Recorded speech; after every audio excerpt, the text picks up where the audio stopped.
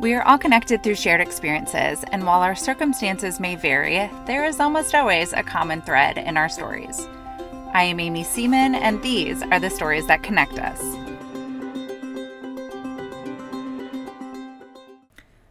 Let's be real for a moment. Being an entrepreneur can be incredibly rewarding, but it can also be really lonely, especially when you're a business of one. Having spent most of my career in corporate America, I still crave a sense of community, a place outside of my home that's motivating and inspiring, a reason to put on a great outfit and make new connections. I have tried posting up at a local coffee shop from time to time, but I'm too ADHD to tune out all the conversations happening around me. And I crave something more permanent. And yet, the idea of joining a co-working space felt a little intimidating.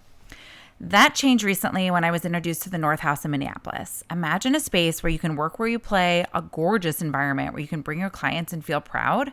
North House is a unique blend of co-working, social club, and impactful events. It's a place where you can find your people, grow in community, and even get a fresh haircut at their in-house barber.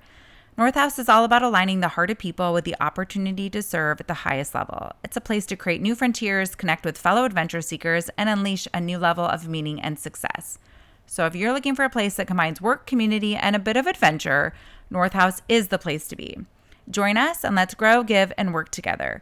Visit nohompls.com. That's NOHOMPLS.com for more details. Trust me, this could be the place to fill that gap you've been looking for since you ventured out on your own. Hello, friends. Welcome to another episode of A Common Thread podcast. I'm your host, Amy Seaman, and today I have with me my friend Emma Gage, who is the designer behind the brand Melke. Welcome, Emma. Thank you. I'm super excited to be here and can't wait to share about the Melke universe with you. Yes, I love it. Emma and I met back in the fall of 2022, I believe.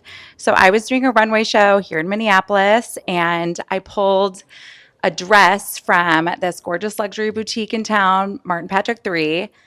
And it ended up being the finale piece. And it was this, it's actually your pants. Yeah, I just it's your noticed that. pants. Oh my As gosh. you started talking, I was yes, like, wait a it's second. the same print It's as the your same. pants.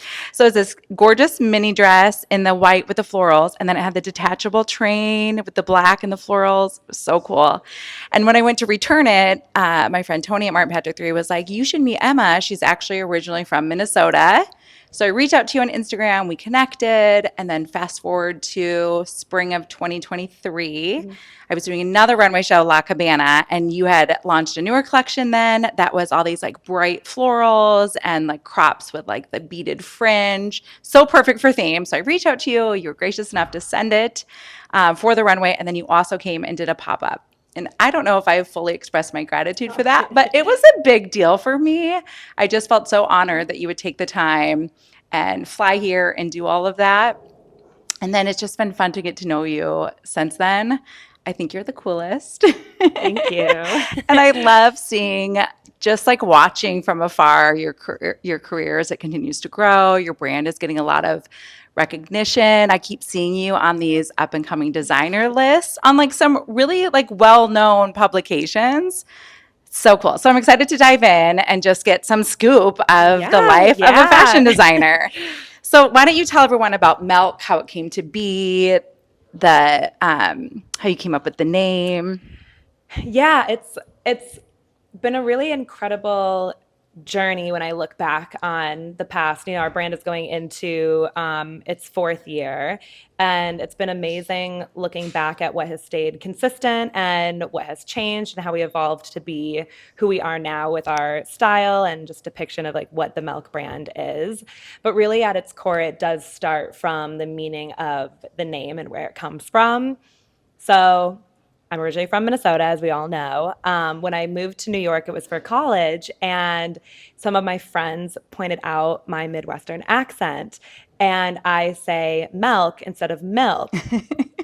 And when I was thinking of a brand name, or when that happened, when my friends were lovingly making fun of me, I made sure that I like wasn't going to change that about myself. I was like, it was something that connects me to where I'm from, who I am, and it's just like this core part, however small it is, that I don't want to lose. Mm-hmm. And as I was thinking about what Melke stood for and what I really wanted the essence of the brand to be, it was that kind of carefree individualism, that tenacity of self, and a little bit of that like tongue-in-cheek Yeah. humor.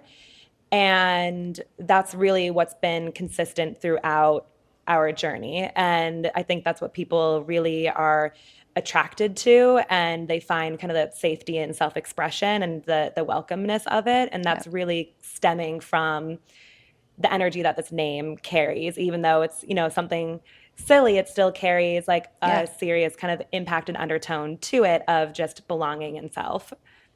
I love it. I love it. I love that you weren't I think it's a cool story and that it's something that some people could become easily just very self-conscious of, right? Yeah. And instead you're like, actually, there's a lot more here. Yep. And it's just become so meaningful. It's so funny because whenever someone's like, milk, I'm like, yeah, not milk, but It's milk. milk. Yeah. Like now, I mean, it's kind of contrary, but now everyone has to say milk. Yeah. But it's been kind of funny even thinking about it, where like there were other words, like apparently bagel is something Oh, that, yeah. like the I hear AG that. words. Hmm. And so even when I'm going to a bodega or shopping anywhere like with bagels, I won't say bagel because people do call it out. So I'm just like, oh, I'll have like the everything with scallion. Thank you. But I will still say milk. Like if Yeah. I'm like, I'll have almond milk. Like that Yeah. stays consistent, but I Hmm. can't in New York, I can't say bagel. That just So can't funny. You just happen. get roasted. Yeah, You're outed. exactly. So how did you get into design? You went to school for it, right? In New York, you said? Yeah, yeah. So I was definitely one of those kids that always wanted to be a designer. I think creativity was always really encouraged growing up, and it's kind of been in my family for a long time, where I had relatives who had like a children's clothing store, people who Mm. worked in like clothing manufacturing. My grandma and my great grandma were, they had an affinity for shopping. And I always was just inspired by how beautiful their clothing was and how elegant they looked. And my mom actually has a master's in art Oh, history, really? and she would make replicas of garments for some of her students to show like what certain hats would look like, what certain like ways of draping a toga would look like, and she would put them on me as a little kid so that I could see them. And she also has her PhD in apparel history. So growing up, I had Interesting. a lot of this kind of surrounding in art and fashion, and I already had like an interest in design. So I'd be sketching things for like my Barbie dolls or for friends to wear, and it was just really encouraged for me to like pursue Yeah. fashion as a career. And within that, I also always knew that I wanted to have my own company, but I knew I wanted to work for other brands first, Hmm. and kind of get that experience under my belt. But design school was really where it kind of took off and started running, because I didn't know how to sew before I went to college. I had Mm. like maybe hot glued some leaves onto a Halloween costume, and like I did make a pair of pajama pants with like an elastic waistband in Yep. them. But other than that, like I didn't know how to sew, and sewing on a home machine versus an industrial one is completely different. But it really, once I went to college, which was Marist in the Hudson Valley, that's where it Okay. really kind of took off from there. So did you learn to sew in college, like through classes, or Yeah. did you have to have someone on the side teach you? Yeah, so the way that it was set up and structured was that your freshman year, you would take your fashion classes the first semester, and then the second semester, you had like liberal arts courses. So my first semester, I had three fashion classes, two liberal arts, and then my second semester was all liberal arts. So I did an intro to sewing, and I was really, really, really bad. I failed the first project, and then I came home over Thanksgiving and I redid it, and I remember not thinking that it was that. I was like, it's not that bad. And then a couple of weeks ago, I was going through storage with my mom, and I found that first project, and I was like, oh God, this is really bad. Like I understand why I failed now, but at the time, like I didn't see Yeah. the quality that like needed to be there. To me, I Yep. was like, I've never done this before, and I'm doing the best that I can, and like I think this is fine, when really it like wasn't. Yeah. So it was really hard for me to learn to sew at first, but then once you kind of just keep practicing and keep practicing, you get the hang of it from there. And then, as sophomore year, you learn like draping and pattern making. You can have classes first semester and second semester. You do illustration, junior year, we studied abroad, and then, or for first semester, second semester was all tailoring. So we learned how to do tailoring from scratch. So all of the hand sewing, the internal building of like a Mm-hmm. suit coat, building trousers, everything from there. And then your senior year is when you have a little bit more freeform in a way and you build your collection. Well, first of all, I'm impressed that you even remember this much about your college Yeah. experience. How much I like didn't sleep, I'm surprised too, but like that's like I lived it. Like I would go back and do it again. It was Yeah. really hard. It was really, really hard. But I loved being in the studio and Yeah. sewing. I would like go out with my friends and like we'd have a Yeah. good time and everything. But like looking back, like I don't feel like I missed anything from like the days that I spent just Mm. like in the studio or like the Yeah. late nights. Like I loved it. That's when you know you're on the right path. Yeah. I had a no rain policy in college, so Oh my if gosh. it Yeah. rained, I did not go to class because Yeah. our campus was small and like parking was horrible, and so we would have to park so far from the building that you either like if you brought an umbrella, I don't like umbrellas because Yeah. No, I don't either. when you go in somewhere into the building, then you have this dripping wet umbrella Yeah. and you have to set it on the floor next to your bag and then everything gets wet. Yep. So I'm like Yep. I'm not bringing an umbrella, but then Yep. if you run in the air conditioning because it was in South Carolina where I Yeah. went to And then college. it's like you're So then the air freezing. conditioning is jacked up and then Yep. you're freezing. So I'm Yep. like, there's not a good solution here. So Yeah. I'm just not going to go. Nope. Needless to say, I did fine. I definitely think if I could do it over again, I would take the classes a little bit more seriously. Yeah. But my major was marketing and it's done enough for me. Yeah. That's all you needed to. I remember when I was graduating, I never really like looked at my grades. I kind of just figured I was like, if I do well enough to like make it to the next year, then I'm fine. Um, and as I was in line waiting to walk, my mom texts me and she's like, "Did you know you didn't tell me you graduated with honors?" I was like, "Oh, You okay." didn't know that? No, I had no clue. I graduated like cum laude, I Yeah. think. Mm-hmm. And I mean, even It's now I'm impressive. Yeah. like, I don't know, like I think I had like a 3.8, but like to me, I was Mm-hmm. like, I don't. It wasn't motivating to you. Yeah. No, it's kind Yeah. of just I'm like, okay, that's cool, like that's great, but Yeah. like I loved what I was doing, and I kind Yeah. of figured like if I can just make it to the next year, like Yeah. that's enough. Yes. Um, That's awesome. I've also like I'm sure some places like obviously care about like grades and everything. I've only had one person in an interview be like, "Wow, that's cool," and like that was it, and then they moved on Yeah, from it. I was right, like, right. okay, It's probably different in your industry where they yeah, just want to see more of like the actual finished yeah, products. exactly. That's great. I grew up in a small town in Indiana and I didn't really know much about fashion, like in terms of designers and stylists and different roles that careers you could have. I thought if I wanted to get into anything fashion related, I would have to go to FIT, and Yeah. that was just like too far of a jump for me. I Mhm. didn't know how to sketch. I didn't know how to sew. My mom is a really great seamstress. She like makes all of our Halloween Oh my costumes. gosh. She, but it's to the point where like I don't even really know how to sew on a button, and that's Oh horrible. But no. I That's know all right. I took shop class instead of home ec Okay. in high Okay. school because all the boys were in the shop Yeah. class. Yeah. I built a really amazing corner shelf. I couldn't do that. So I actually loved shop. I ended up Yeah. loving shop, but there were times where I'm like, life skills from home ec might have served me better. I'm learning though, because now that my son is in dance and like his costumes need rhinestoning and occasionally I Yeah. have to like tack a corner or Yep. whatever, Yep. I have figured it out. So I'm little by little, but my 9-year-old son really wants to learn how to sew. So I think it would be fun if I learned Yeah. alongside him, but it's kind of intimidating. It's definitely one of those things that like your hands just have to get used to it. It's kind of Hmm. like riding a bike where it's like it's very new. It's like a lot at once. But as you like keep doing it and keep practicing, it gets easier and easier. It's like any sort of art form in a Hmm. way. Like you everything just like builds on top of itself. So Yep. there are things that like I can look back that I do now. I'm like, wow, I'm really good at this now and I was not before. Like Yep. when I started Melk, I mean, I still make a lot of our samples in house, but when I started, I had like completely forgotten how to put a fly zipper in. Mm. So I looked it up on YouTube and I figured it out. And then now, a couple of weeks ago, I wanted to learn how to do a different type of fly zipper. And I was able to just like look at a pair of pants that I already owned and just figure it out from Mm. just like looking at the Yep. seams and like playing it through in my head and puzzling it together. And I was like, I never would have been able to do that Yeah. 3 years ago. But I have done so many fly zippers Yeah. now that it's easy to just imagine it and figure it out. Right. Right. If you're in the market for a new vehicle, but you are dreading the car buying process because you've been burned by a dealership in the past, let me just tell you, I recently bought a 2023 Lincoln Aviator Reserve from Apple Autos, and I had such an incredibly positive experience.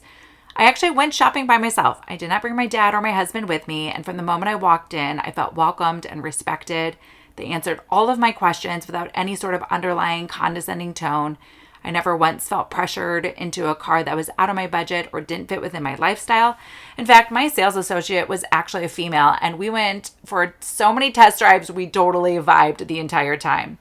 If you're ready to experience the difference for yourself, go to appleautos.com to view their inventory and then visit one of their 7 locations across the Twin Cities. Trust me, you will leave feeling empowered and ready for the road ahead. After college, okay, so after college, did you interned with another designer, Yeah, correct? yeah. So during school, I interned a lot. So my first internship was actually with Betsy Johnson, Mm, and I had been like a Betsy girl in high I see school. that for you. Um, I remember like looking at the Instagram pages and being like, oh, I want to be a Betsy babe so badly. Like, I want to be one of those girls. And I would always wear her dresses to homecoming and winter formal. I was crushed when I thought that the company was not going to exist anymore. And then when I was a freshman, I had just finished my first semester, and my mom and I were doing Christmas in New York, and we went to the Met, and there was this woman in front of us in line in the store that looked like Betsy. And I saw the back of her head and like the way her puffer, like orange puffer jacket was draped around her waist. And I was like, oh, it looks like Betsy Johnson, but like, no way it's her. So I kind of just like put it out of my mind. Mm-hmm. And we were catching a flight right after the Met. So I was like, okay, I'm just going to like leave while you wait in line. I'm going to go to the bathroom.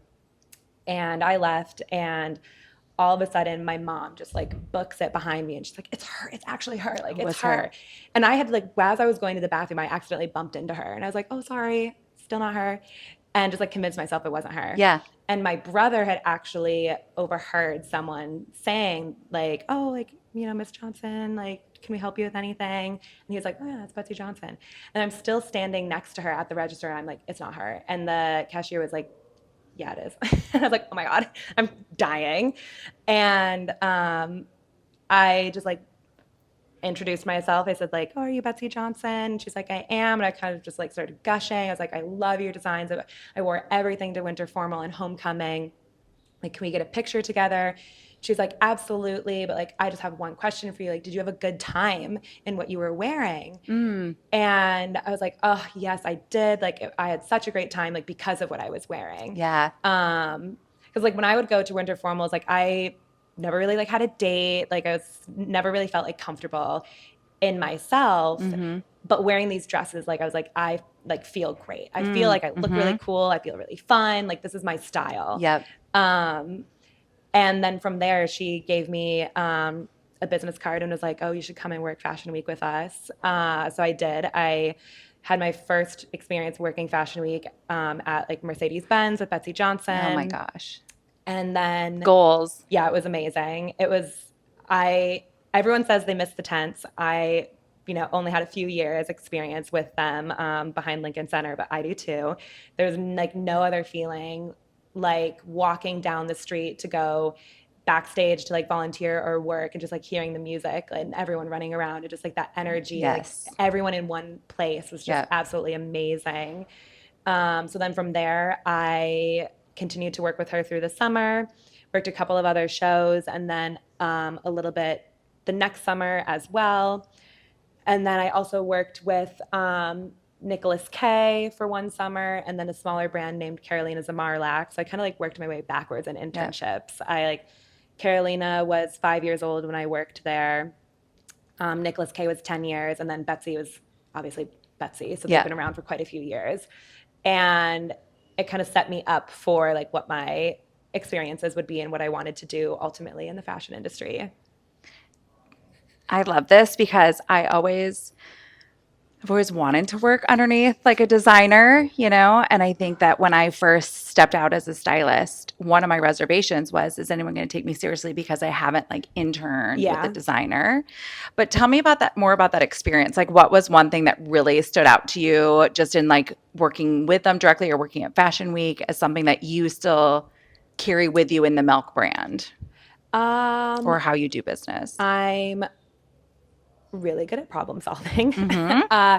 I remember one of the first kind of like explosive moments or things that I would have thought would like ruin a show happened. And we had been prepping for the show. It was with Brandon, who is Betsy's assistant.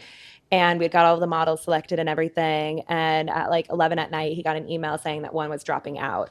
And I'm standing there, 19 years old, being like, oh my God, this is a catastrophe. Yeah. What's going to happen? Like, oh no.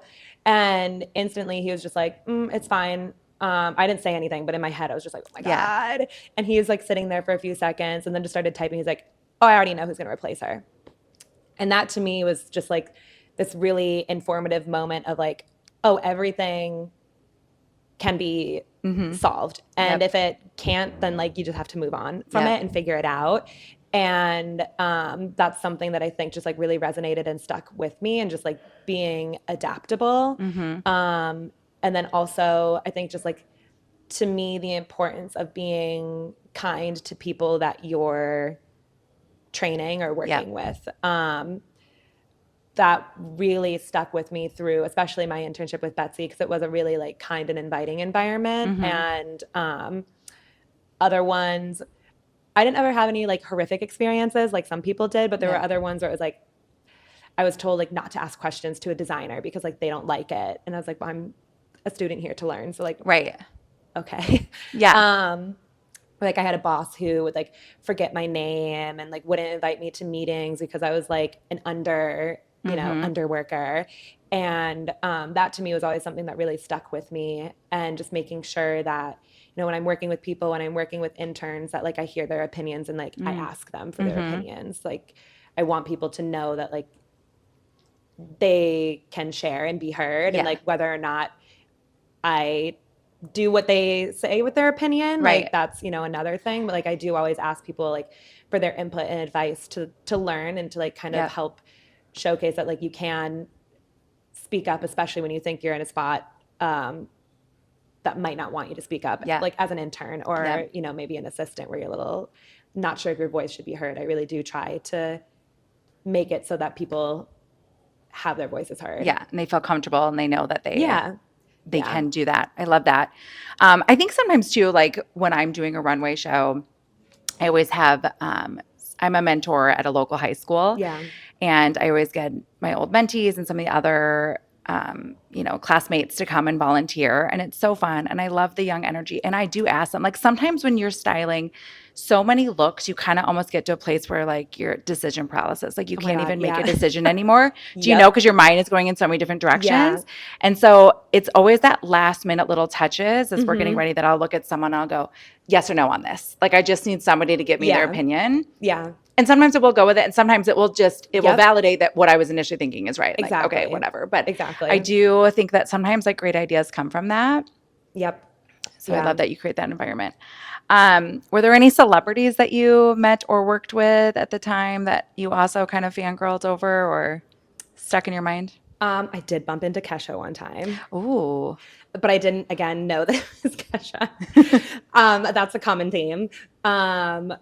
I was working a Tadashi Soji show, and I was backstage, and I think it's just because like I'm always like you're working, you're in this environment, it's chaotic, it's busy, there are like celebrities all around. But I bumped into her, and someone was like, "Oh my God, that's Kesha," and I was like, I just bumped into Kesha. Also a theme. Yeah, exactly. Bumping into people, I guess. And there have been a few people who come to the shows that I'm always really just like blown away with, like Lucy Dacus from, she has her own band, but then she's also in, oh my gosh,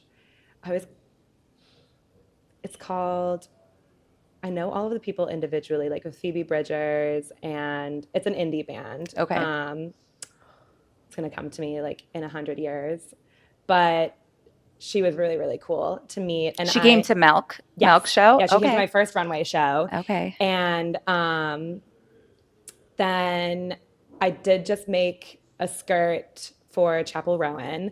I haven't met her, but that was really cool. She hasn't worn it Yes. yet, but we'll see. It's so interesting. I just learned of her like 2 weeks ago. She yeah, popped she's up in my like amazing. Instagram feed, and I went down a rabbit hole. Oh, Boy Genius. That's the name of the band. Oh, I yeah. was Okay. like, I know there was another band that I dressed before called Destroy Boys, and they always come to my mind first because I saw their show. Boy Genius is a band that Lucy Dacus Okay. is in. But yes, Chapel Rowan, absolutely incredible. That's amazing. Yeah, and then Jake Wesley Rogers came to our show as Yes. well, who I Also love him. yeah, so sweet, so nice.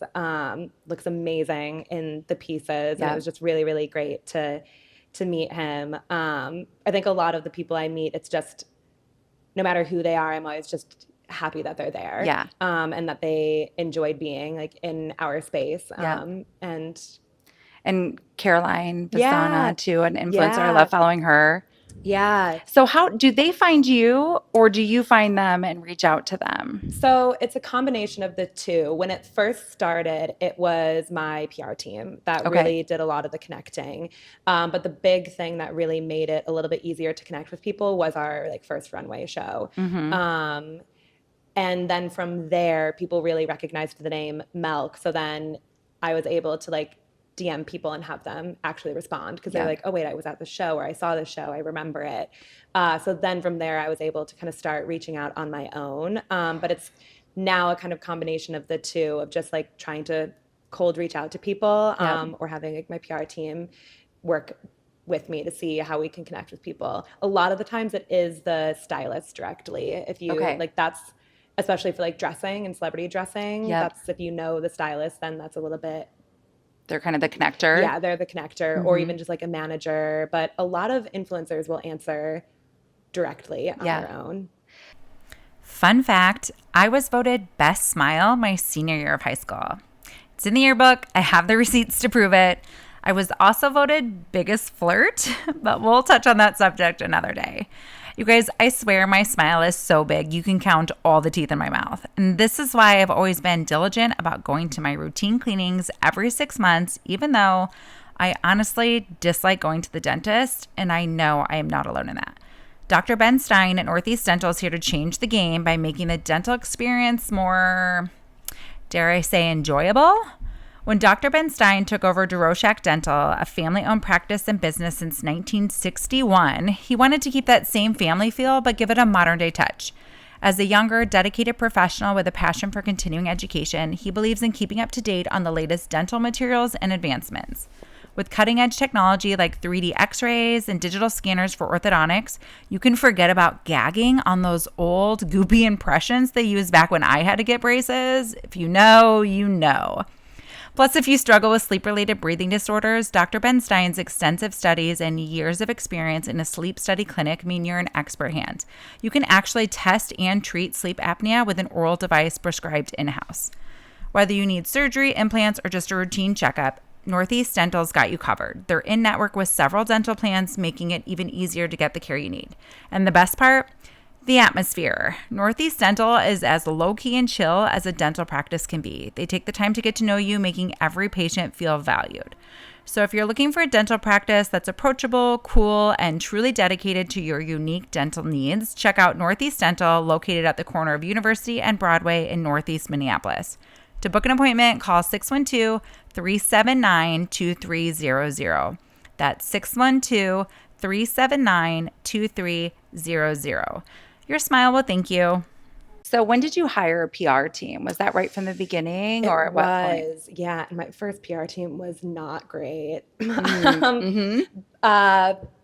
Everything is a ladder. Yeah. I definitely learned a lot. And then I changed PR teams and they were a lot better. Just much more organized, actually like tried to get to know the brand. Yeah. Obviously, like they were the ones who got me onto the CFDA interim program. Which is what? Tell us what that is for those who don't know. So the CFDA is the Council of Fashion Designers of America. And it's kind of I would describe it as like the like major leagues of designers. Okay. And like as you grow as an American designer, you are invited to join this organization. So you have people like Tom Ford, Tommy Hilfiger, Ralph Lauren. You have Carolina Herrera. These big like American brands. In this organization of designers. So the CFDA created about 2.5 years ago an interim program for like young emerging brands to be invited into the CFDA and have like a kind of lower level like stepping pool where we didn't have to pay member dues yet. Okay. And then learning how to like work within the CFDA and be a part of like the American design world. So I would say like that's my like easiest definition of it. And then so they started this in, I want to say 2021, the winter of 2021. I'm trying to remember because like all of my memories are based off of seasons. And I was like, okay, so it was for my fall 2022 collection, but I was like moving forward. So it would have been like February of 2021. Yep. And they selected like 15 emerging brands to be a part of their like CFDA interim program, and Melke and I was one of them. Out of how many applicants do you think, or do you know? I don't know, but I didn't even know that I had been submitted as like a possible. I didn't even know that the program existed. My PR team Did that. And I guess they had heard that the program was being created, and they said like, here's this brand that would be a great representative, and that happened. So I mean, it's definitely one of the like biggest honors. I like pretty much started screaming when I saw the email. I was like, oh my God, what happened? Like, how did this happen? How did we get here? How did we get here? And yeah, so that was just an amazing, amazing moment for sure. Yeah. And you've done how many New York Fashion Week shows at this point? Six. And that's through the CFDA, right? That you get invited to to show? So the brands themselves have to submit an application. Okay. And then depending on the season and sometimes politics, it depends on like whether or not you show or not. So sometimes if like more brands are doing runway in a season, or a bigger brand is coming off the initial calendar, like might be more full. So then I've been on it for the past few seasons. There was one season that I wasn't. And that's mostly, it just depends on like what space looks like, because they're organizing a calendar. They don't really want anyone to overlap. Unfortunately, I did have an issue with that, where my first runway show, a brand pretty much said that they didn't really care. They wanted the same time slot as me. And because they were showing on their own location, they could do it. And they put their show at the same exact time as mine. And it's a pretty big brand. Okay. And there was nothing that anyone could do, but a lot of people who were like editors were coming up to me and they're like, oh, like we can like see how it looks for that brand to like stack on top of an emerging brand's first runway show. Like, don't worry about it. And there's a Vogue business article where I was specifically asked about it. And I still stand by my answer. I was like, you know, I'm not worried about people showing up. Like people who are a part of my community or want to learn about Melke will be there. And like, I'm not terribly concerned. But it is a lot of like, you submit, maybe you get on, maybe you don't. So there's always like a little bit of a back and forth, a little dance that you do. But that's any industry. Right. So then you get the opportunity to show, and then I'm guessing you have to get sponsors, right? Is that a big piece of it? Yeah. It's definitely a pretty big part. For the presentations, I haven't really done sponsorships because it's a lower cost. So it's not as big of a lift for like me as a brand and an emerging brand. But for runways, I would not do a runway without a sponsor. What does a runway show cost for New York Fashion Week? Can you share?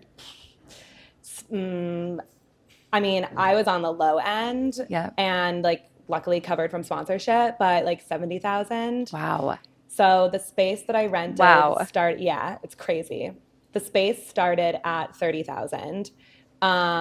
Which was honestly what I would have guessed for the whole thing. Yeah, no. Not knowing. Okay. I mean, you can do it for less. You can. I mean, I was lucky because I was brought through IMG, which also puts on Fashion Week. I was selected for my first runway show as an emerging brand that Afterpay wanted to sponsor. Okay. So then I was put into like their runway space, and I wanted to keep that relationship going with them because I really like liked working with them. I really like working with them. And so then the next show that I had, I was like, I'll do it in the same location. It's also really hard to find a spot in New York to do a runway show. So they were kind of all inclusive. Okay. So it was 30,000, and that includes like the chairs, the lights, the back of house, the makeup tables, the rails, the load-in crew. But then you have to pay for models, you have to pay for the collection, you have to pay for everything to get over there. You have to pay for a production team to actually like call the show, make sure the models are all like walking in the right time. Videographers, your own photographer, your own music. So that's what it all kind of like adds up into. But like 70,000 is like low. Like that's other shows probably like a couple million. Wow. Mid-tier maybe like 300,000. There was one space in the same building I was in that was 100,000 just for the space and like back of house. So it's a lot. That is a lot. Right. Yeah. And then do they recoup any of those costs? No. But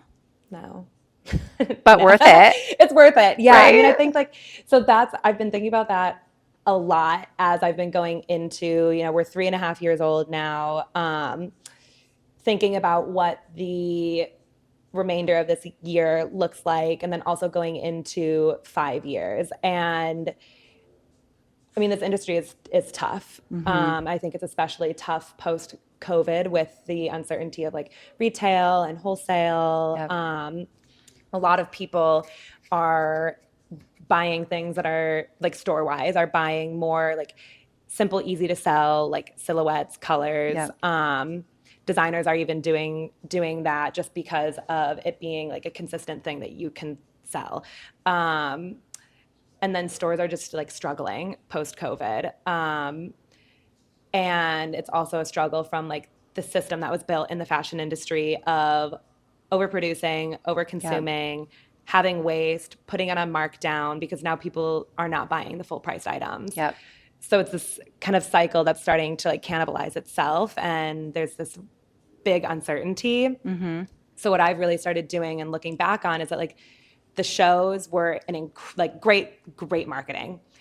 I would not have been able to connect with the people that I have now if I didn't have the runway shows. I was connecting with people during the presentations I did, but the 2 runway shows like really solidified Melke as like a brand and a fashion business and a brand. And now as I did a presentation last February that went really, really well. Again, I was actually able to connect with the people. They actually knew me from the past year. And now going in, I'm doing another presentation, and again, really leaning into that community aspect. But because the shows are so expensive and you don't really get a return from it apart from the marketing, which is huge, I'm really looking at like what do the next steps look like to move Melke from like a brand right now into like a business and like breaking even, like having revenue, moving into like a company. And I will do the runway shows again, like when my business can cover the costs on their own as like a marketing expense instead of it being like a huge hit financially. So it's really just like taking what has lifted me up to this point and kind of reallocating and saying like, I'm here now, like let's really apply it. And I'm going to not keep doing the same things, because if I did runway shows on my own, that would like consume all of my budget. And time. It takes so much time. It's really draining. And even now with the presentations, it's like I want to continue to find like joy in what I'm doing. Because it is really hard, and like being an entrepreneur is lonely. So lonely. And I like really find joy in like connecting with people. And I think to me, like what inspires me to keep pushing forward through things that are difficult is like how people connect with like the space that we create and just like the ease and the joy and the happiness and like belonging that they get, which sometimes doesn't come from the fashion industry or the world sometimes. So to me, I'm looking at like, how do I protect that? How do I continue to have this space and turn it into a business? And doing like the smaller presentations, like cocktail hours and Yeah. pop-ups. That's how I now move into building a business and then going back, you know, in a few Yep. years, maybe 10, 20, who knows, and like bring back like the runway presentation style. We did a sip and shop Yeah. together last month here in Minnesota when you were in town, and it was so fun. That's what you mean by presentation, right? Yeah. Like you're talking about your collection and people Yeah. can shop and mingle Yep. and meet with you. Yep. It was so fun to see. So your brand, you call it like, is it playfully unhinged? Is that kind of how you So define we it? like we were saying seriously unhinged, but then I Okay. started realizing that like that's a little like more maximalist than like what I think the clothes really are. Yep. So we're more so along like whimsically wearable, I would say. Because I think again, as I've been really solidifying like what Milk is, it is an ability to bring like color into Yep. your wardrobe with ease, but also with your own personality Yep. and style. Yep. So I think like where like the seriously unhinged like initially was like what like brought us here. Yep. Now I've kind of boiled it down to say like it's whimsical, it's fun. Yep. Maybe you can make it unhinged as your own Yes. style, but that's not like the image that I'm putting on everybody. It's Right. like you can mean this is a Print on lot for print some on print. people, Yeah. but like I love the print on print. Yep. But you could also just wear these with like a white t-shirt. Yes. So for some people, maybe this is like a seriously unhinged look. Yeah. But you could also tailor it into like Each of those pieces on their own. Yeah. Exactly. And that's what I loved, I think, about the pop up because I had some clients of mine that came and some friends of mine that came. And a lot of them are more, I would say, classic in their Yeah. style, but I love to see how they gravitated towards your pieces, like the beautifully soft knit sweaters with the egg nipples. Yes. Like, so everybody kept trying Yeah. that on, and it was so fun. And then, like, the fish t shirts. Yeah. So many of us Minnesotans bought the fish Yep, t-shirts the and fish I is loved always a them. hit. And that is what I love. It's like you can go, you know, when I look at Caroline Vizana, she is print on print on print. Yeah. And I love that. That's, I think, my style has tamed down a bit over the years, but that is something that I still love is like the Yeah. print clashing. And she does it beautifully. So it's fun to see your pieces in that way of like, Yeah. you can just go with the fish t-shirt and a pair of shorts. Exactly. Or you could like really stack it on in Yeah. some cool ways. Yeah. And that's been just like an evolution of like growth of the brand and just me as a designer and a business owner and seeing like I don't want to overwhelm people. Yep. Maybe in like the lookbooks or the runway shows, like that's where we go like heavy with the Yeah. maximalism. But in terms of just like how you can wear Milk on the daily, like it is, I do want it to be easy. And I think to me, like the sign that someone should buy something, even if it's something that they might not typically buy, is like if it makes them laugh or smile. Yeah. Because there's like a joy that comes with that. And like when you see it for the first time and you're like, oh my God, I love that. That's so fun. That's so different. Like that's going to carry through like when you're wearing it, even if you're just wearing it to like go and get groceries, like your Right. little fish Yes. t-shirt. And they're conversation starters. A lot of your Yeah. pieces are. I love that too about it. How has fast fashion right now like really impacted you as a designer? Because I feel like when I look at Instagram right now, it is so many influencers pushing the Amazon hauls, the Walmart hauls, and it's easy for people to just add to cart. Girl math, if it's under $50, it's basically free. Yep. Yep. Yep. You know, and then I look at your pieces and when you see them and you touch them and you feel them, you can tell like the quality that goes into this and the thought and the joy and the fun. And so, but I think people get sticker shock still a little bit, right? And so it's like, how do we help people get there and better understand what they're buying and why they're buying it? Yeah. So I think a huge part of that is doing like the in-person, you know, sip-in shops, pop-ups, so that people can feel the quality. We're also like redoing our website. So there's a lot more information about why the pieces are what they are, and like the attention to detail, the handcraft. So if people want to know more, they can. I think a lot of people, it's not even just fast fashion. I think a lot of people are seeing now what markups look like, especially with the issues in the luxury market of people realizing how much a purse actually costs to make. Yep. It's unfortunate for those companies, maybe not really, but like it like showcases like this is what a markup is. Yep. And I think it's like really bringing it into light of like, oh, like you're not actually like you're paying for a $58 bag, but then the rest that you're paying is for their marketing.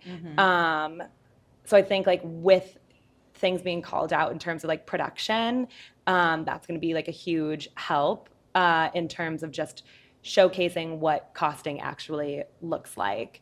Yep. It's definitely like difficult because it's easy for me to think about like the cost of something when I look at a garment, and like if something is $42, like I know the pricing, like structures of things. It's like, oh, well, like this material, if it's, 100 yards that they bought, like it's probably going to cost X amount. And I can just do the math through a costing system in my head. But your average consumer doesn't know that. Right. And that's not their responsibility. Like it's on the brand to create a good product. Yeah. But it's tough. It's tough. I mean, I don't think there's a straightforward answer, but if a consumer wants to know more about the cost of something, I would say they should just reach out and ask. Yeah. Don't really do it like publicly because like that makes it seem really aggressive. Yeah. I've had people like comment before and be like, this makes no sense. Why is this so expensive? And then if I comment back and I'm like, oh, it was made here, like ethically this way, like it doesn't seem like a genuine conversation. Yeah. Versus like if you're curious about it, if you send like a direct message or even an email, at least to me, like I'll always answer. Yeah. It might be hard to get a hold of like larger companies, but I'd be more inclined to like say like, well, like this is the material, like this is what like our like markup has to be. Some of them like don't really have that big of a markup because I'm trying to sell stuff. Right. But explaining to people like, oh, this is where the cost actually comes in. Like I, would be always happy to do that. I think, I was raised, my mom was just like a bargain hunter, and I was raised on TJ Maxx, but for me, it was more, I loved the hunt for things that were original and different. This is when everybody was wearing the same Abercrombie and Fitch clothes, the same Old Navy clothes, and I just wanted something different. But I think the sale mentality stayed with me for a very long time. And then in the last, 5+ years, I think especially as I stepped out to become a full-time stylist, I've started to realize that are we buying things because they're on sale and it's a good deal? Yeah. Or is it really what we want and what reflects us? So like I personally have shifted a lot, and I've encouraged my clients to shift a lot. Yeah. And I'm finding that when I connect more with like the story behind a piece, because I do love to have conversations around fashion. And I think that's such an easy way to do it. It's like when someone compliments something you're wearing and there's a story to it. Yeah. So hopefully this will also help inspire people to think differently about where they're shopping. Tell me about your inspiration. Like, how do you get inspiration for each collection? It really comes from just finding simple joy. Okay. I think, when I was it's transformed a lot, as I've grown just into the person I am today. But, when I was in college, like all of my collections were always like really moody and dark and deep and like as you're rolling your eyes saying that. And like I needed that at the time. Like, Right. I was like at the time it like really served me to like express myself and my feelings like through my clothing. And like I did struggle a lot with like anxiety and depression, and like I hadn't really taken steps to like learn how to help myself, but I was able to express it like through design. I didn't really use like a lot of color. Like it was usually like neutrals, blacks, grays. I was inspired by like the book 1984 at one point. I was inspired by like dystopian kind of like universes. And then as I just started like growing and learning and healing, like especially after college, and even in Melk, I just started really appreciating like the ease of like simple joy. And at first when I was in college, I was thinking like, oh, everything has to be like super, super deep and meaningful for it to like be important, and it has to be like poetic and dark and like heavy and like a huge conversation starter.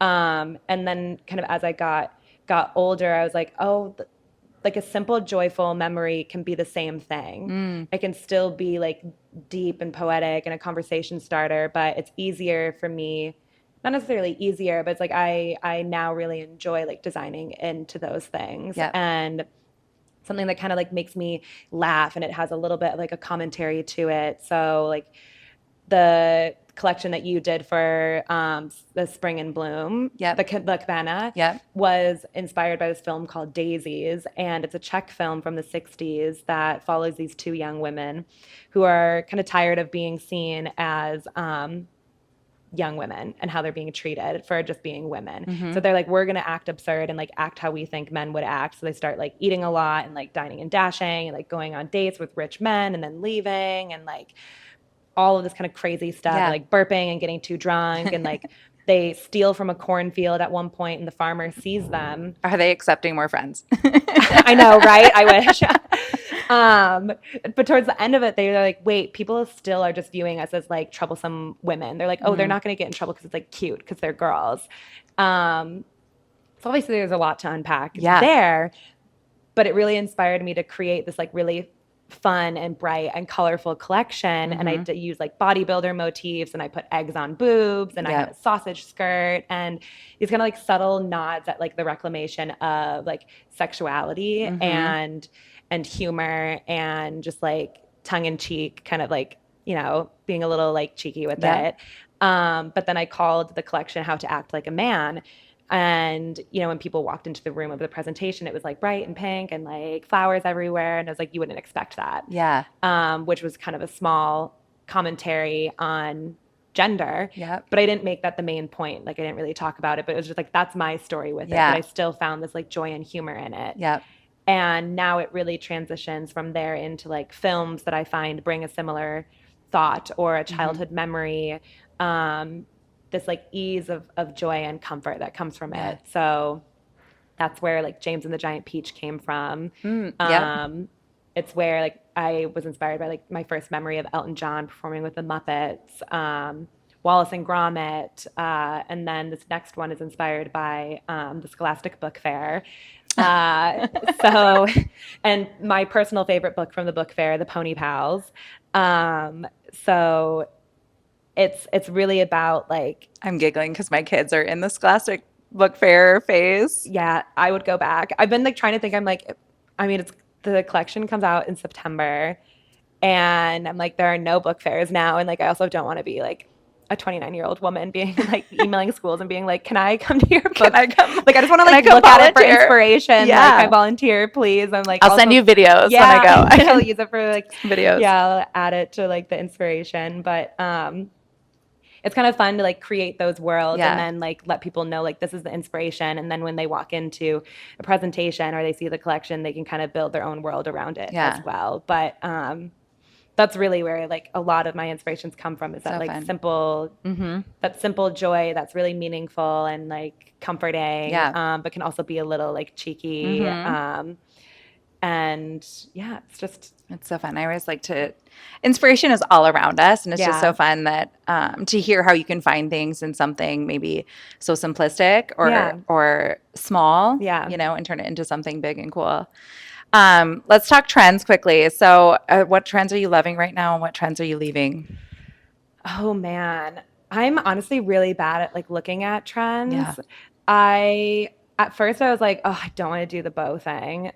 And then I like made a bunch of dresses. Then you went all in on the bow thing. Yeah, I did. I think I was like, oh, I just see like the cute like little like satin bows, and I was like, I don't really want to do that. I want to make them like big and like structured and like kind of annoying. You put your own twist on it for sure. Yeah.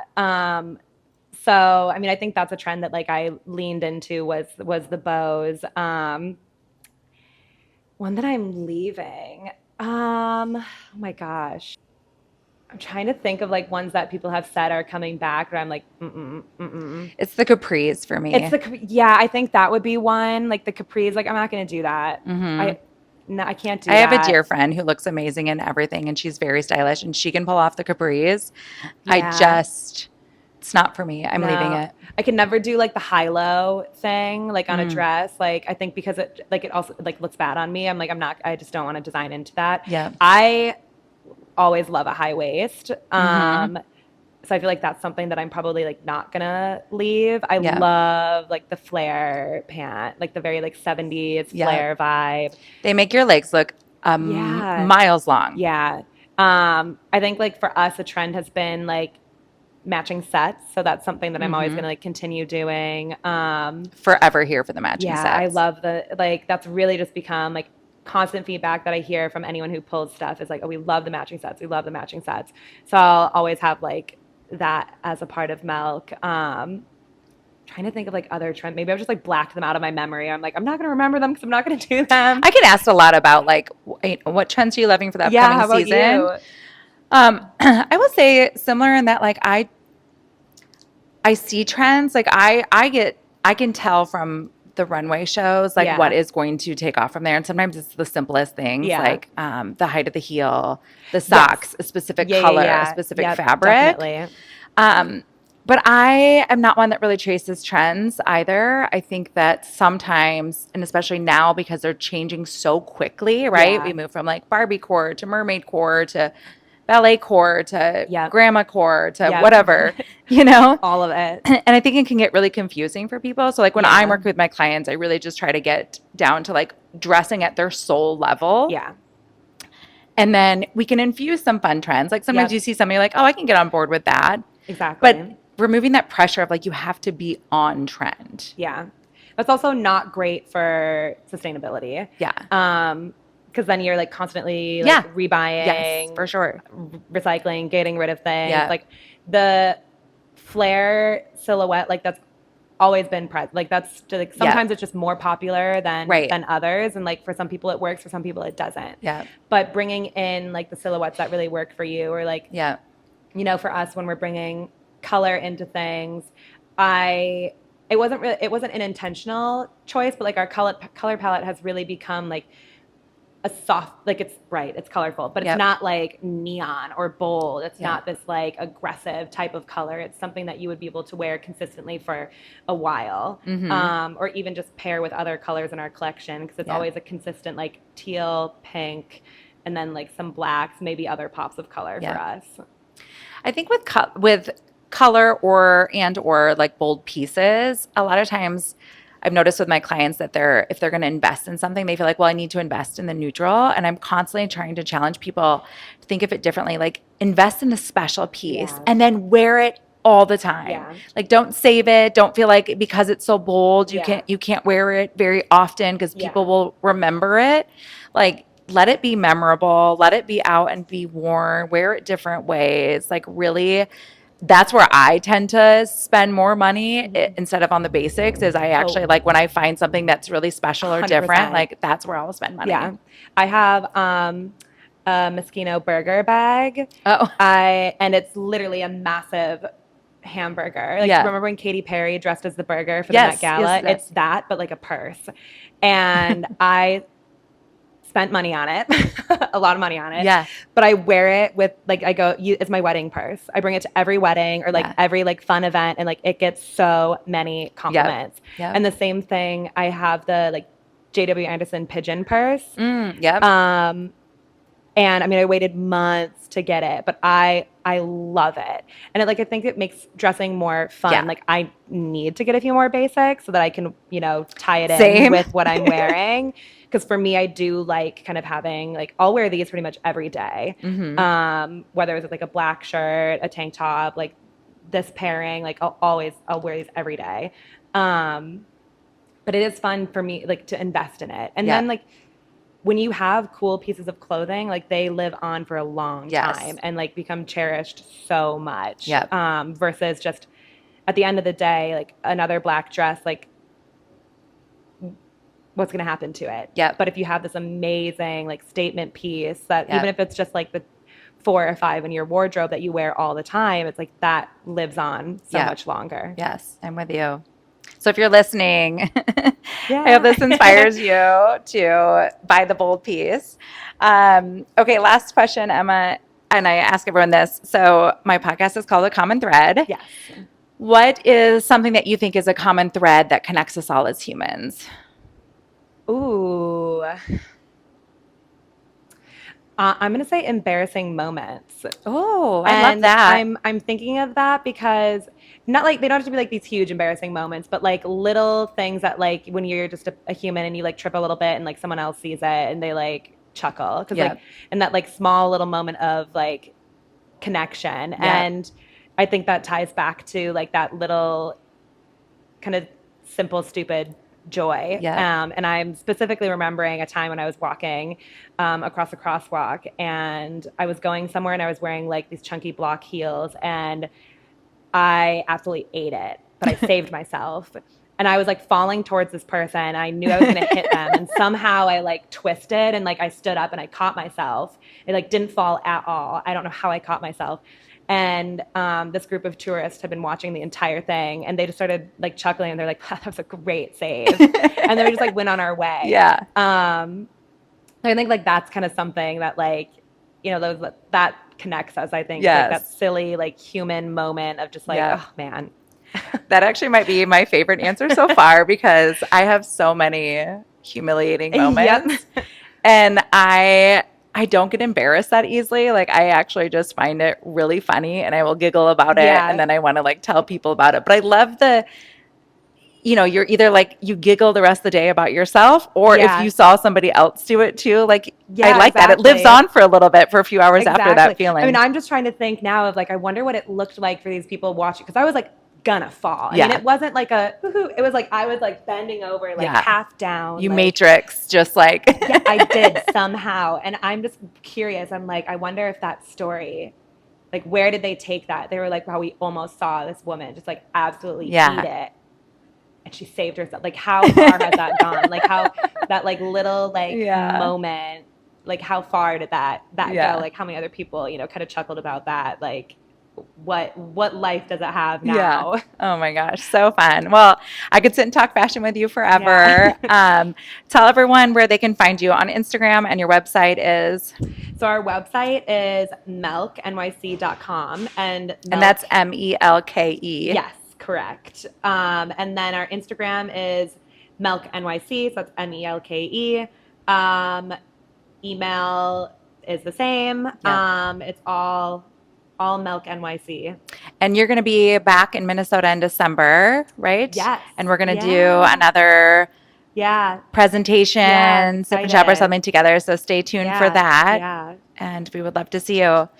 Thank you, Emma. Thank you, everyone, for listening. Come back again next week. New episodes drop every Thursday.